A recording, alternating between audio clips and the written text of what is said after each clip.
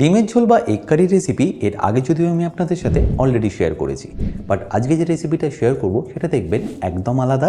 Basically ধাবাতে যে পদ্ধতিতে বানানো হয় সেটাই আজকে আমি আপনাদের করে দেখাবো। টেস্টটাও দেখবেন একদম ধাবা স্টাইলই হবে, আর খেতেও দারুণ সুন্দর লাগবে। গরম ভাত, রুটি বা পরোটার সাথে এটা আপনারা ইজিলি সার্ভ করতে পারেন। তাহলে চলুন রেসিপিটা শুরু করা যাক।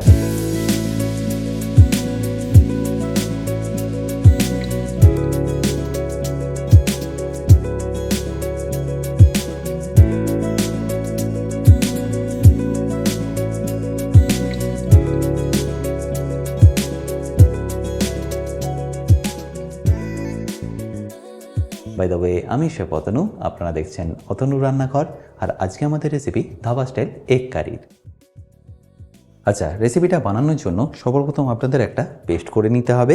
তার জন্য আমি এখানে নিয়ে নিয়েছি 4টে টমেটো, আর টমেটোগুলোকে আমি এইভাবে মাঝখান থেকে 1/4 করে কেটে নেব।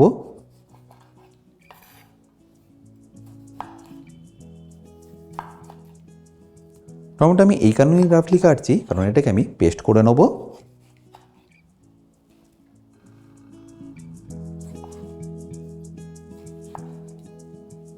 আর কেটে নেওয়ার পরে এটাকে আমি একটা বোলের মধ্যে ট্রান্সফার করে নিচ্ছি।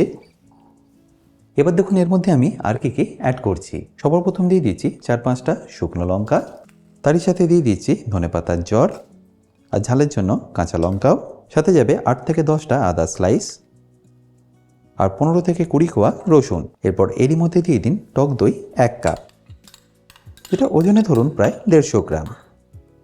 ব্যাস, এবার এটাকে কোনো রকম জল না দিয়ে ভালো করে পেস্ট করে নিন। আচ্ছা, এবারের গ্রেভিটা বানানোর জন্য আমি এখানে একটা লাগান নিয়ে গ্যাসটাকে অন করে দিয়ে দিচ্ছি সর্ষের তেল। তেল আপনারা একটু বুঝে দেবেন, আমি এখানে একটু বেশি নিয়ে নিলাম। তারপর ওয়েট করব তেলটা ভালো করে একবার গরম হয়ে যাবার।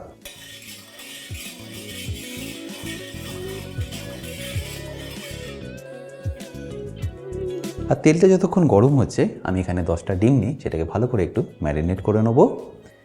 আর ম্যারিনেট করার জন্য আমি এখানে নিয়ে নিচ্ছি সামান্য একটু হলুদ, তারই সাথে সামান্য একটু কাশ্মীরি লঙ্কার গুঁড়ো, আর স্বাদ মতো নুন। তারপর এর মধ্যে 1 চা চামচ সর্ষের তেল দিয়ে আমি এটাকে ভালো করে ম্যারিনেট করে নেব। আর ভালো করে ম্যারিনেট করা হয়ে গেলেই ডাইরেক্টলি দিয়ে দেবো তেলের মধ্যে। ব্যাস, এবার এটাকে ভালো করে আপনারা ভেজে নিন। আর ডিমটা যখনই দেখবেন ভালো করে ভাজা হয়ে যাবে তখন এটাকে তুলে নিন। আচ্ছা, এবার এরই মধ্যে আমি কিছু গোটা গরম মশলা দিয়ে দেবো, যেমন এলাচ, দারচিনি আর লবঙ্গ। তারপর যখন এর ফ্লেভারটা ছেড়ে দেবে তখন এখানে দিয়ে দেবো কুচিয়ে রাখা পেঁয়াজ।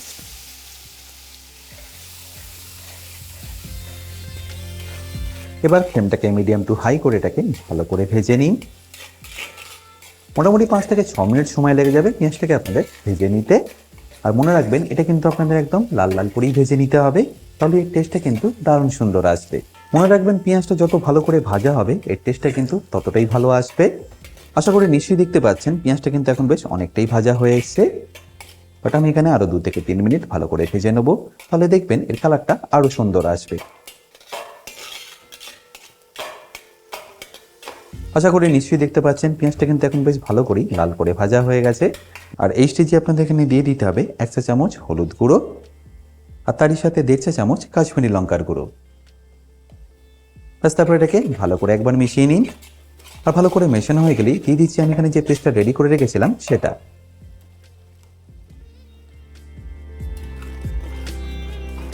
যেহেতু এর মধ্যে দই আছে তাই ফ্লেমটা এই সময় কিন্তু আপনারা একদম লো রাখবেন, আর এইভাবে এটাকে ভালো করে মেশাতে থাকবেন। মোটামুটি 4 থেকে 5 মিনিট এইভাবে এটাকে আপনাদের লো ফ্লেমে ভালো করে মিশিয়ে নিতে হবে, যতক্ষণ না টমেটোর কাঁচা গন্ধটা একদম চলে যাচ্ছে আর মশলা থেকে তেলটাও একদম ছেড়ে দিচ্ছে। মনে রাখবেন আপনারা এটা যত কষবেন এর টেস্টটা কিন্তু ততটাই ভালো আসবে। আশা করে নিশ্চয়ই দেখতে পাচ্ছেন গ্রেভি থেকে কিন্তু আস্তে আস্তে তেলটা ছাড়া শুরু করছে, আর এই সময় টমেটো আর দইয়ের কাঁচা গন্ধটা একদম চলে গেছে। এবার যখনই দেখবেন মশলা থেকে এইভাবে তেলটা ছাড়া শুরু করে দিয়েছে তখন এখানে দিয়ে দিন বড় চামচের 1/2 চা চামচ জিরে গুঁড়ো, 1 চা চামচ ধনে গুঁড়ো, সামান্য একটু গোলমরিচ গুঁড়ো এখানে অ্যাড করতে পারেন, আর তারপর সবশেষে দিয়ে দিচ্ছি স্বাদ মতো নুন। তারপরে এটাকে ভালো করে একবার মিশিয়ে নিচ্ছে। আর এই মশলাগুলো দেওয়ার পরে কিন্তু আপনাদের খুব বেশিক্ষণ এটাকে কুক করতে হবে না, 30 থেকে 40 সেকেন্ড কুক করে নিলেই হবে। আশা করি নিশ্চয়ই দেখতে পাচ্ছেন মশলা থেকে কিন্তু তেলটা একদম পারফেক্টলি ছেড়ে দিয়েছে। ব্যাস এই স্টেজে আমি এখানে দিয়ে দিচ্ছি পরিমাণ মতো জল। ব্যাস তারপর ফ্লেমটাকে হাই করে এটাকে ভালো করে একবার ফুটিয়ে নিই।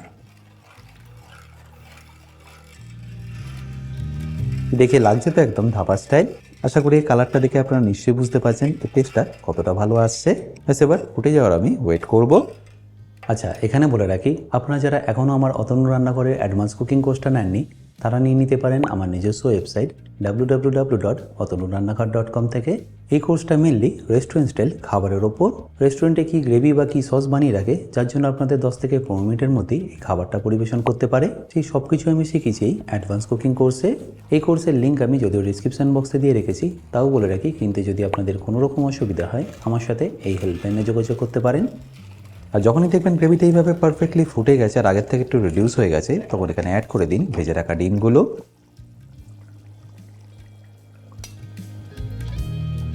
আর ডিমটা দেওয়ার পরে কিন্তু আপনাদের খুব বেশিক্ষণ এটাকে ফোটাতে হবে না, জাস্ট 30 থেকে 40 সেকেন্ড এটাকে ভালো করে একবার ফুটিয়ে নিন।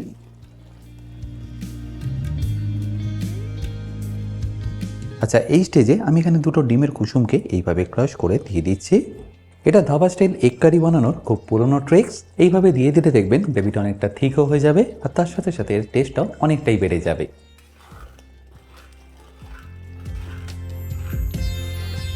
আচ্ছা, এখানে বলে রাখি, আপনারা যারা অতনু রান্নাঘরে ইউটেন্সিলগুলো কিনে নিতে চাইছেন লিঙ্ক আমি ডেসক্রিপশন বক্সে দিয়ে রেখেছি, অ্যামাজন থেকে সেটা আপনারা ইজিলি কিনে নিতে পারবেন। আর ফুটে গেলে দিয়ে দিন হাফ চা চামচ গরম মশলা, 1 চা চামচ কসুরি মেথি পাউডার আর বেশ অনেকটা ধনে পাতা। তারপর ভালো করে মিশিয়ে নিলেই আমাদের আন্ডা কারি বা এগ কারি কিন্তু পারফেক্টলি রেডি হয়ে যাবে। ব্যাস এবার আমি গ্যাসটাকে বন্ধ করে দেবো আর গরম গরম পরিবেশন করে নেব।